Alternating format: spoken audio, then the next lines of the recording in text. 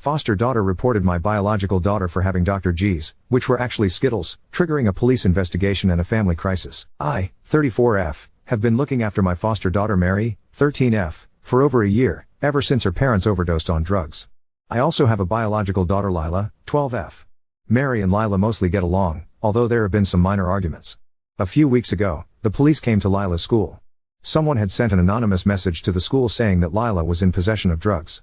After searching through her phone, locker, and bags, they realized that the drugs in question were Skittles that Lila had lying around in her bag, accidentally ripping open the packaging. Lila was terrified of the police and was traumatized by the incident. She's a very shy, quiet girl who had a panic attack at the thought of being sent to prison. While they wouldn't reveal who told on her, Lila suspected that it was Mary since she was the only one who could have seen the Skittles in her bag. Mary denied this at first, but eventually she snapped under pressure and admitted it. She said she made a mistake and was scared that Lila would overdose like her parents. I know that Mary has trauma related to drugs. But that's not an excuse. I've made it very clear that she can come talk to me about anything, even if it involves Lila, and yet she went to the school instead of telling me first. Mary said that she only went to the school in case I was biased towards Lila. She knew full well the legal ramifications of her actions. Both of them could have potentially been removed from my care. I can't help but think her intentions are malicious. Skittles look absolutely nothing like drugs. She didn't even talk to me or Lila about it, she just went straight to the authorities. So I decided to ground her, stop her allowance, increase her chores, and take away her electronics for the entire summer. She's still upset with me for this, saying, "Gee, I went too far and I was punishing her for having trauma and trying to do the right thing." But I feel like I have a duty to teach her that it's not okay to potentially get our entire family into legal trouble over a misunderstanding. Ida? Edit. The reason I thought she had malicious intentions was because the week before, Mary coincidentally started a large argument with Lila for hanging out with Mary's crush. Lila eats candy all the time, especially Skittles, and Mary knows that Skittles are her favorite. From Am I the Asshole? I'm tempted to say Uda, bordering on nah. I think that Mary's reasoning is fairly sound. She's a kid who's deeply traumatized by experiences in her own life with people using drugs. And it's very, very hard for a 13-year-old to conceptualize the repercussions for something like this. If she was acting out of malice, that's one thing, but I think it's pretty hard for anyone online to be able to say if that's the case. That said, I do think your punishment is extreme. I think this is a great opportunity to have more heart-to-hearts with Mary and help her learn how serious this could have been. Is she already in therapy? I assume she must be as a foster child with her history, but if not, she absolutely should be. Additionally, if Mary was exacting out of jealousy or some other feelings around your bio daughter, layering on punishments may just make that separation worse. Do they generally get along well? Are they close or more distant? Mary is going through an immense amount of loss and change, and her feelings toward your daughter are likely very complicated even if they're generally close and friends. I think it would be reasonable to lighten up your punishments while also checking in with her more regularly and emphasizing the seriousness of the situation. Depending on the quality of your caseworkers, you may want to discuss with them as well.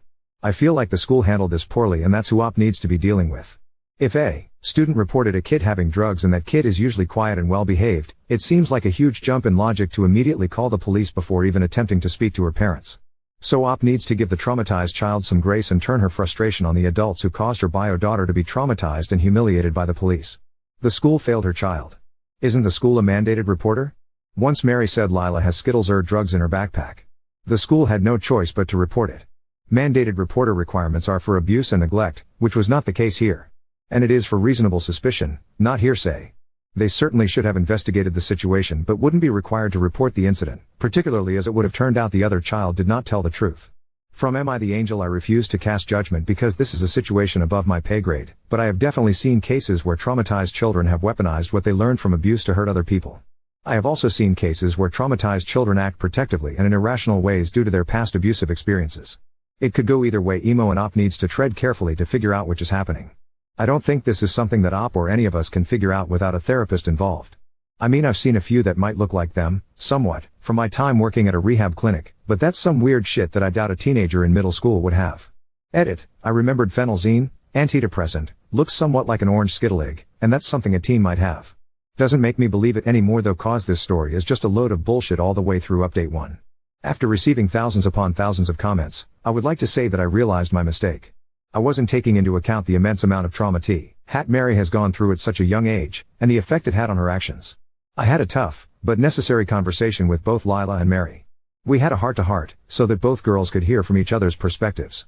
What had happened was, Mary found out that Lila had been hanging out with a boy that Lila knew was Mary's crush.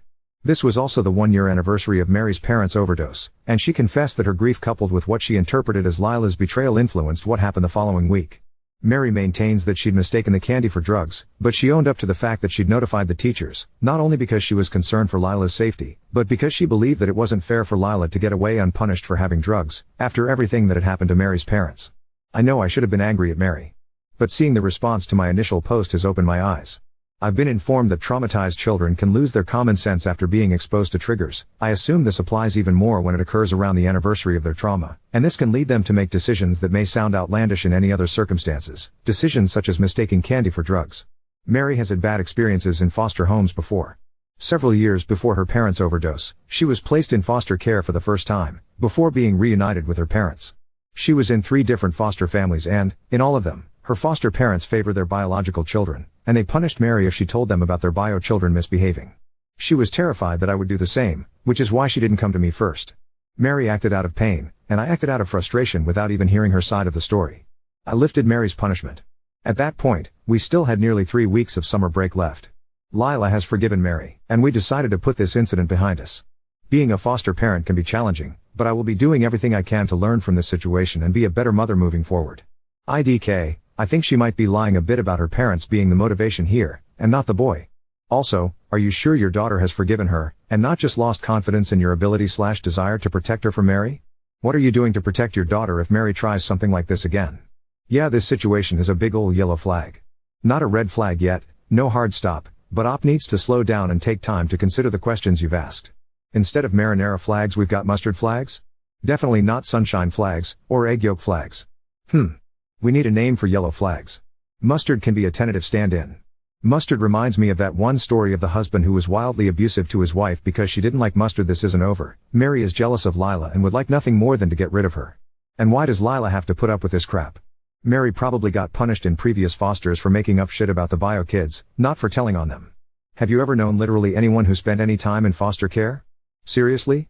You know I actually have, more than one. And guess what? Trauma doesn't make you a good person. Sadly, the opposite usually occurs. Have the same compassion for Lila as you do for Mary.